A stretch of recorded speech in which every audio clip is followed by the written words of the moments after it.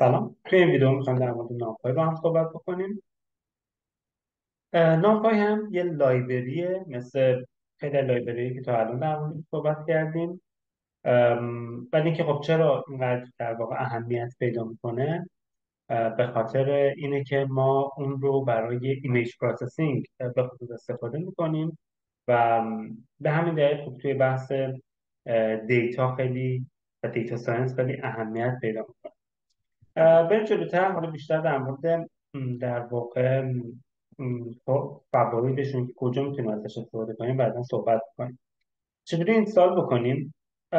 دستور اینستال کردن توی پایتون برای همه در واقع لایبرری ها تقریبا مشترکه و با همین دستور پیپ اینستال نامپای میتونیم نامپای رو اینستال بکنیم.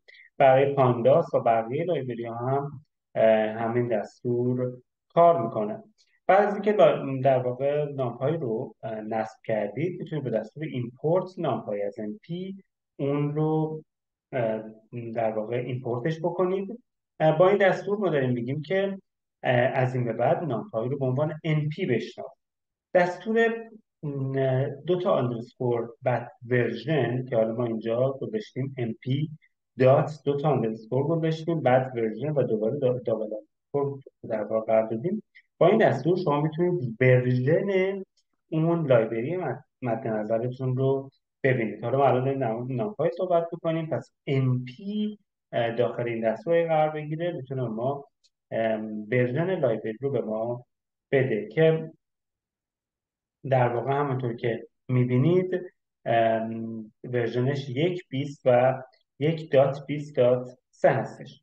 دستور هلپ و دیر به ما کمک میکنن که بتونیم هلپ هایی در مورد اون لایبرری مد نظرمون ببینیم. دستور هلپ به طور مشخصا میتونه ما یک داکیومنتیشنی بده در مورد اون لایبرری و دستور دیر میتونه ما اتریبیوت هایی که به اون لایبرری هستش رو ما بده. میتونیم رانش کنیم این رو با هم ببینیم. البته تو اول باید همون رو ران کرده باشم. آره رانش کردم. خب میتونیم اینجا ببینیمش. یک در واقع داکیومنتیشنی هستش اینجا که خودش هم اینجا گفتید کدها رو ما با در واقع این سه تا علامت greater than sign در واقع میتونیم بگیم کد در واقع کدها رو با این نشون داده و بقیه‌اش هم توضیحاتیه که در مورد این لایبرری هستش. با دستور دیر هم میتونید اتریبیوت هایی که روی در واقع لایبرری نامپای هستش رو ببینید که اونا در مورد بعضیشون رو صحبت می‌کنیم با هم. بریم شروع کنیم اینکه ببینیم مثلا نامپای به چه دردی می‌خوره و چرا اینقدر معروف شده و اینقدر اهمیت پیدا کرده. نکته اول اینکه ما از نامپای استفاده می‌کنیم برای اینکه یک سری محاسبات ریاضی رو برام انجام بده، برای ساختن ماتریکس ها و اری ها و همینطور برای انجام عملیات بین در واقع اری ها و ماتریکس ها. این حداقل مهمترین چیزهایی که من امروز میخوام در موردش صحبت بکنم. قطعا کاربردهاش بیشتر از این هم هستش، ولی این چیزیه که عموما در واقع میرن و نامپای رو یاد میگیرن تا بتونن ازش استفاده کنن برای ایمیج پروسسینگ. و حالا در مورد اون هم ما سعی می‌کنیم که یک ویدئویی بسازیم و بیشتر در موردش صحبت بکنیم. اولین نکته این که اری چیه و اینکه چه فرق با ماتریکس داره. اینکه بخوایم تفاوت این دوتا رو همه الان قبل از اینکه بحثمون رو شروع بکنیم مشخص بکنیم. اری میتونه یک در واقع میتونه یک ماتریکس چند بعدی باشه. بهتر اینجوری بگم ماتریکس به یک و دو بعد محدود میشه. ماتریکس رو حتما تو ذهنتون هستش که چی بود. ماتریکس در واقع چنین یک چنین شکلی داشتیم که می اومدیم در واقع داخل این اسکوئر برکت ها یک سری عدد می نوشتیم، مثلا 2 3 4 و 5 و اینو بهش گفتیم یک ماتریکس مثلا 2 در 2، چرا که این دو تا سطر داره و دو تا ستون داره. اری این الان یک ماتریکس دو بعدیه.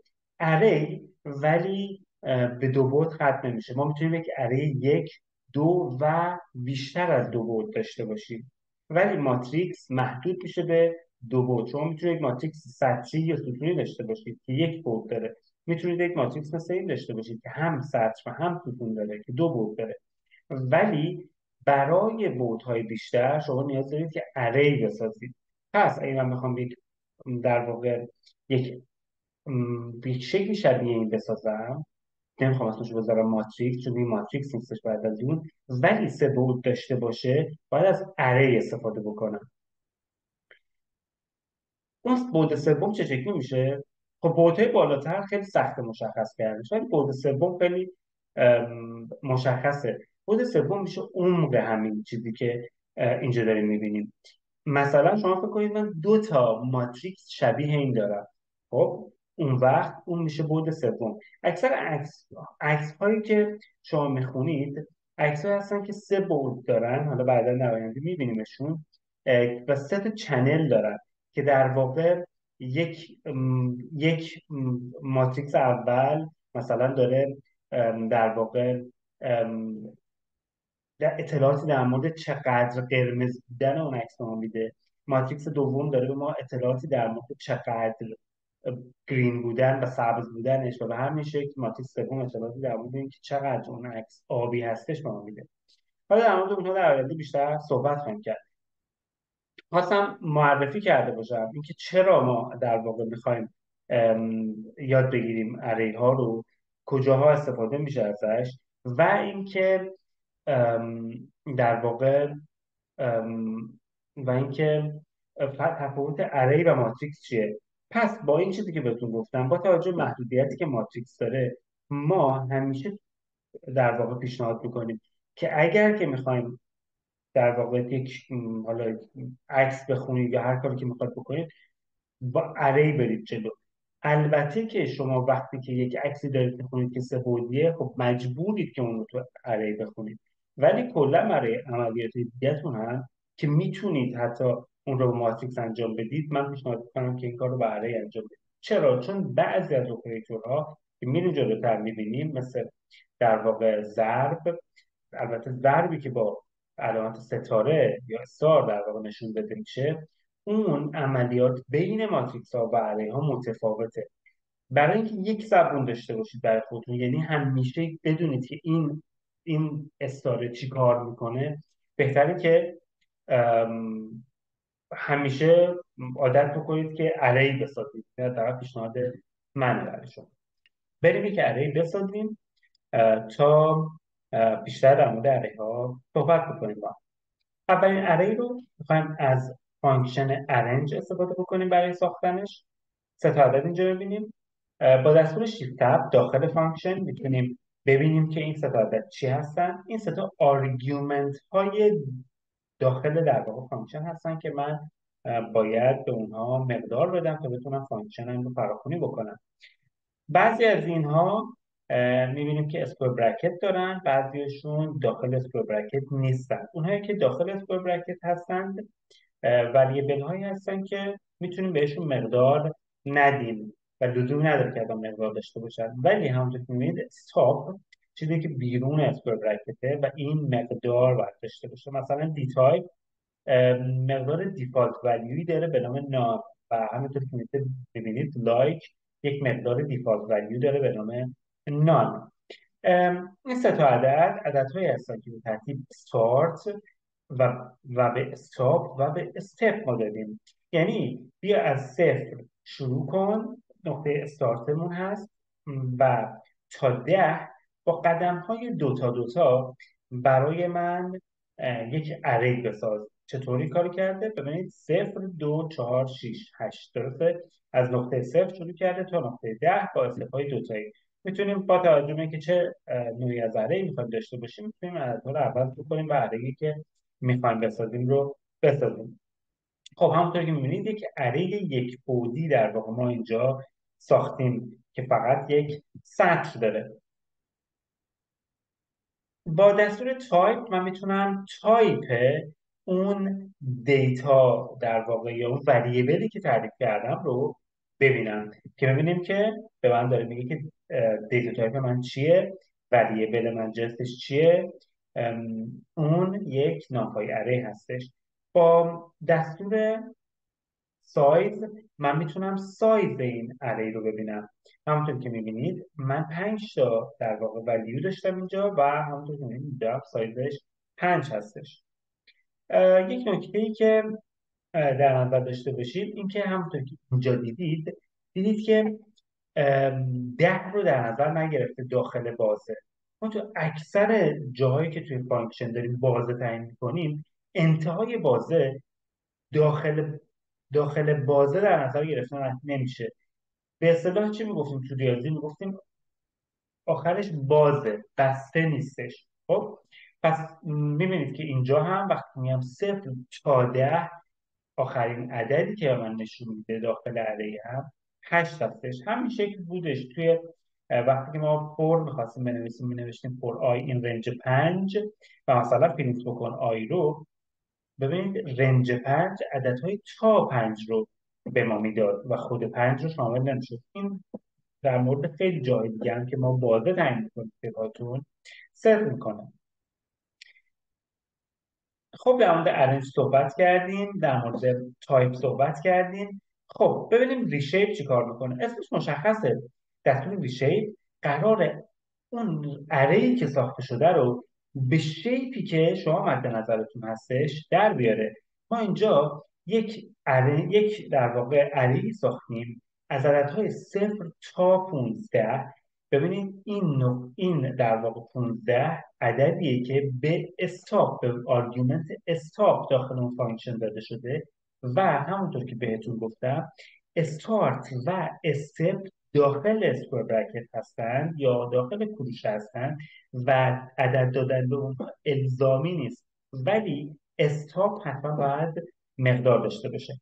ما به استاپ فقط اینجا مقدار دادیم، پس از 0 بای دیفالت خودش شروع میکنه تا 15 و میشه در واقع 0 تا 14 که 15 تا عدده و 15 تا عدد رو ما اومدیم ریشیپش کردیم، 3 تا سطر و 5 تا ستون ساختیم و این شده اره A مون. من این رو رام میکنم تا در نهایت اره A رو توی سل بالاتر به شما نشون بدم.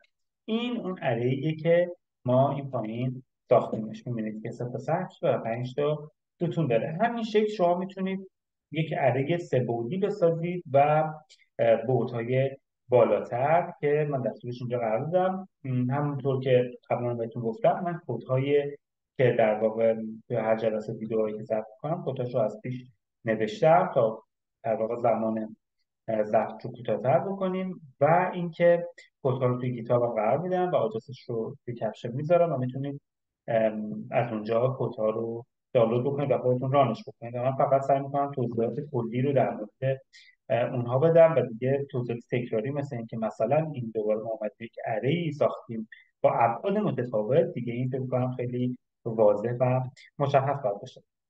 و دستور امپید زیروز ما اومدیم یک اره‌ای ساختیم به نام B که در واقع ابعادش 3 و 5. بریم فانکشن زیروز رو هم ببینیم. فانکشن زیروز چند تا آرگومنت داره؟ 4 تا آرگومنت داره که آرگومنت اولش شیپ، آرگومنت دوم دی تایپ، اوردر و لایکه. همونطور می‌بینید همه این سه آرگومنت بعدی یا ستای آخر همشون دیفالت ولیو دارن ولی شیپ نداره و این نشون میده که من باید به شیپ مقدار بدم. این چیزی که من این داخل در واقع این داخل پرانتز دارم میدم شیپ در واقع اره‌ایه که میخوام برام بسازم. اسم زیروز هم که مشخصه، این قراره برای من یک اره‌ای بسازه که همه ولیوهای و همه مقادیر اون صفر هستن و شیپش 3 در 5.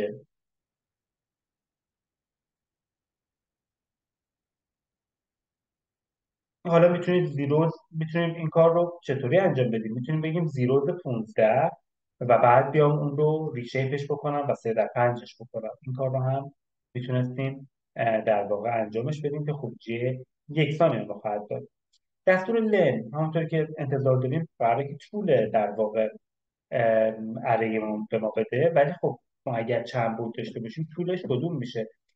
همونطور که اینجا براتون نوشتم number of rows for two dimension و در واقع first number for three dimension رو میده.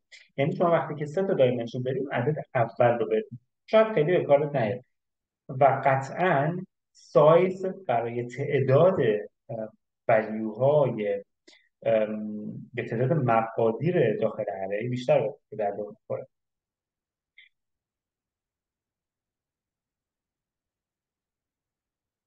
اینجا چون سی رو من قبلا تعریف کردم ولی پاکش کردم و دوباره کتابش کردم، این بعد که سی is not defined این حالا خیلی در اهمیتی نداره. یک اره میتونید تعریف کنید، یکی از اینا رو اسمش رو سی و سایزش رو بگیرید تا این اره رو شما برخورد نکنید بشه.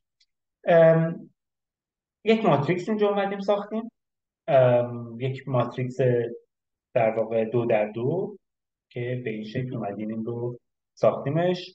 فقط کافیه که یک اسکوئر برکت بذارید و بعد به هر سطرتون رو داخل یک اسکوئر برکت جدا تعریف بکنید و این کاریه که ما اینجا انجام شدیم. ولی همونطور که در واقع پیش از این گفتم، اولویت اینه که ما همیشه سعی می‌کنیم که اره‌ای بسازیم و با اره‌ای ها کار بکنیم.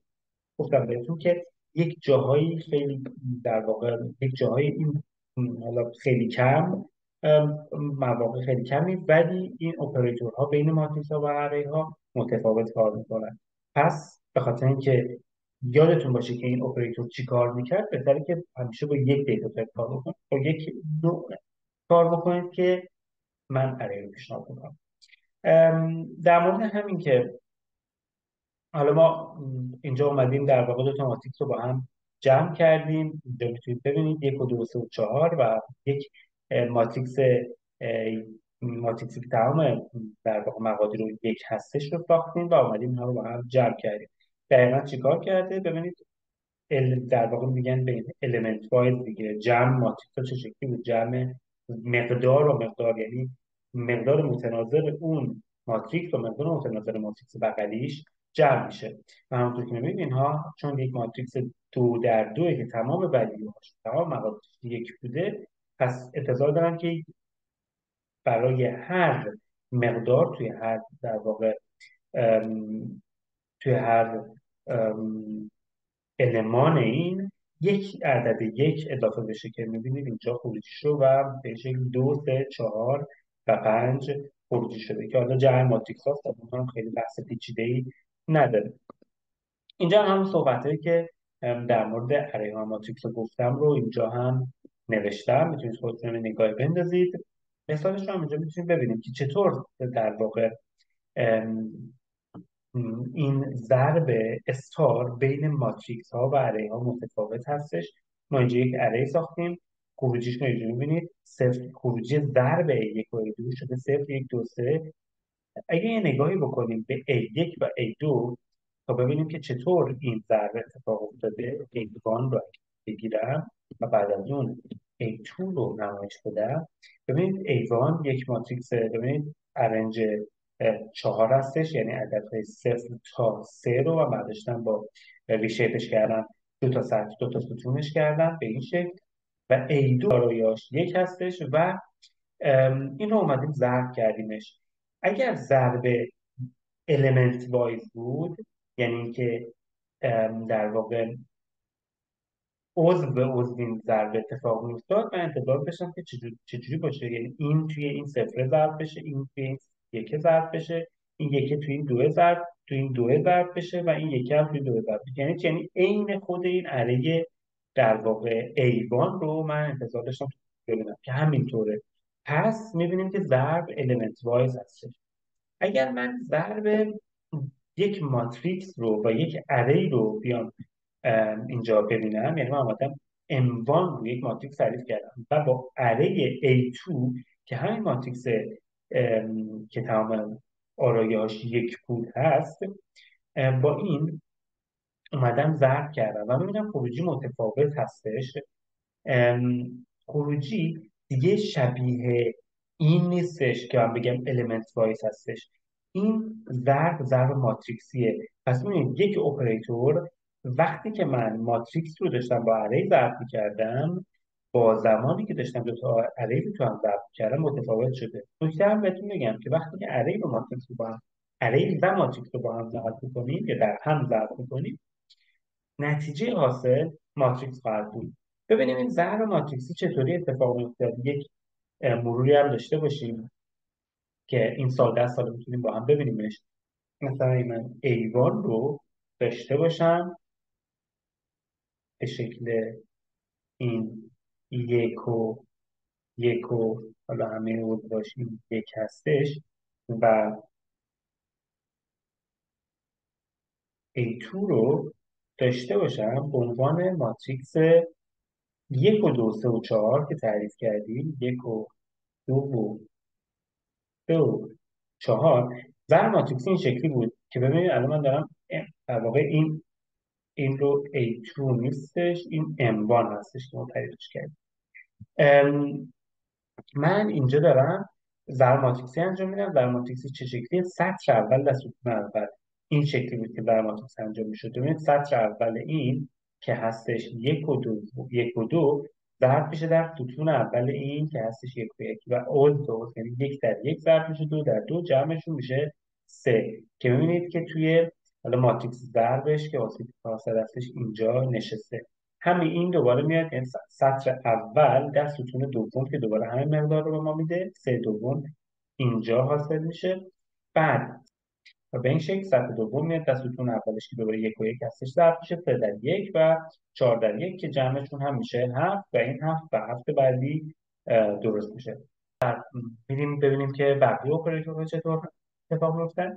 امپیدات میبینید که ماتریکس مالتیپلیکیشن در واقع انجام داده. این ماتریکس مالتیپلیکیشن A1 و A2 هستش، یعنی ضرب ماتریکسی.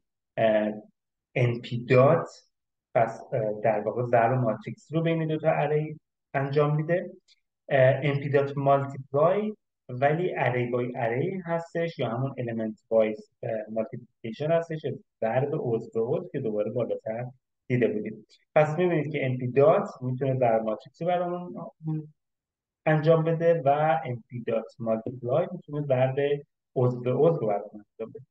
امپیدات پروداکت یا ضرب عضوهای یا تمام عضوهای یک ماتریکس رو به ما نشون میده. من بیام M1 رو اگر که بهتون نمایش بدم میبینید یک و دو و سه و چهار هستش و اگر تمام اینا رو یادتون ضرب بکنم میشه 24 که امپیدات پروداکت یا امپیدات پراد این کار رو برای من پیش از این انجام داده. خب اینجا که میبینید 5 اومده با یعنی حاصل شده یک ماتریکس و اومده با تک تک آرایه های این اره جمع شده و یک اره یک بعدی سطری که سطری حاصل شد. میتونیم اینجا ببینیم که ما اومدیم دو تا اره ساختیم. یک MP1 هستش که سه بعد داره، دو سه چهار. بیایم A رو ببینیم سه بعد داره، یعنی در واقع میتونیم بگیم دو تا اره که هر کدوم یک اره چهار در سه هستن. ببینید ما اینجا دو تا اره ببینید ما اینجا دو تا اره داریم، یک دو که هر کدوم در واقع یک اره چهار در سه هستش و همه آرایه هاش هم یکه. چرا؟ چون ما در از فانکشن وانز استفاده کردیم برای ساختن این اره و همینطور اومدیم یک اره رو ساختیم با دستور با عددهای 5 و 6 و 7. چه اتفاقی افتاده؟ ببینیم اگر بیایم جمع اینها رو حساب بکنیم میبینیم که حاصل جمعشون با اینکه من یک ماتریکس سطری داشتم با یک ماتریکس یعنی یک ماتریکس یه بعدی رو من با یک ماتریکس سه بعدی تونستم جمع بکنم. برای این جمع در واقع از ویژگی برودکستینگ پایتون استفاده میکنه برای اینکه این جمع رو منطقیش بکنه و انجامش بده. خب چه اتفاق افتاده؟ هیچی، به راحتی 5 و 6 و 7 اومده به تعداد این ماتریکس A تکرار شده. پس این اومده تماما اینجا تکرار شده و با هر عضو A جمع شده. یعنی شما فکر کنید بیاد به تعداد این ماتریکس A همین 5 و 6 و 7 رو تکرار بکنید. همین اتفاق توی مثالهای بعدی هم افتاده که میتونید خودتون ببینید. با دستور سام خیلی مشخصه جمع برام انجام میده. من میتونم تمام آرایه های یک ماتریکس رو جمع بکنم، همونطور که پراد برامون ضرب رو انجام میده. کامسام، کامیولتیو سام یا جمع تجمعی رو برای من انجام میده. جمع تجمعی یعنی جمع تا اون نقطه. ببینید اگر من A رو ببینم، A بوده یک ماتریکس وانس 3 و 1، یعنی 3 تا در واقع سطر و یک ستون. اینو من رام میکنم با هم A رو ببینیم اول تا ببینیم که کامسامش چطور حساب شده. ببینید 3 تا سطر و یک ستون. وقتی کامسام اینو حساب کردیم اومدیم میگه که عضو اول میشه 1، عضو دوم میشه 2. چجوری؟ چون جمع تا اینجاست. تا اینجا 2 تا عدد داشتم، 1 و 1 جمعش میشه 2. عضو سوم میشه 3، چون جمع تا اینجاست. 1 و 1 میشه جمعش 3. و به همین شکل شما میتونید این جمع رو روی سطرها و روی ستونها هم داشته باشید. همیشه اکسیس 0 اشاره به سطر داره و اکسیس 1 اشاره به ستونها داره. و به همین شکل جمع تجمعی روی سطرها اینجا و روی ستونها اینجا اتفاق افتاده. سابترکت همونطور که اسمش مشخصه تفاضل رو برای ما ممکن میکنه. باید همونطور که اسمش مشخصه تقسیم رو و دیویژن رو برای ما انجام میده. میتونید فلور دیواید کنید، یعنی تقسیم بکنید و حاصل رو بیاید رون داون بکنید. میتونیم از فانکشن SQRT استفاده بکنیم برای اینکه اسکوئر روت یا جذر یک عدد رو بگیره. جذر عدد 4 رو اینجا استفاده کردیم از نامپای که بگیره برامون و بهمون 2 رو بده. میتونیم از نامپای استفاده بکنیم تا برای ما نن ولیوز پرودیوس بکنه یا اینفینیتی ولیو پرودیوس بکنه برامون. و همینطور میتونه برامون عددهایی تولید بکنه، یا بهتر بگیم یک ارهی تولید بکنه که از توزیعهای خاصی حاصل شدن. مثل اینکه ما اینجا اومدیم یک ارهی رو تولید کردیم که از توزیع یونیفرم حاصل شده. توزیع یونیفرمی که ما اومدیم بهش عددهای در واقع فانکشن رو اینطور دادیم 1 10 و 2 3 که هر کدوم اینها این عددها چی به ما نشون میدن. ما اومدیم گفتیم که عددهایی که تونن از توزیع یونیفرمی بین 1 و 10 باشن و اره حاصل من هم 2 تا سطر و 3 تا ستون داشته باشه. حالا به خاطر اینکه اگر یادمون رفت که این عددها چی بودن یا چجوری بخوام فراخونش بکنیم، خیلی ساده است.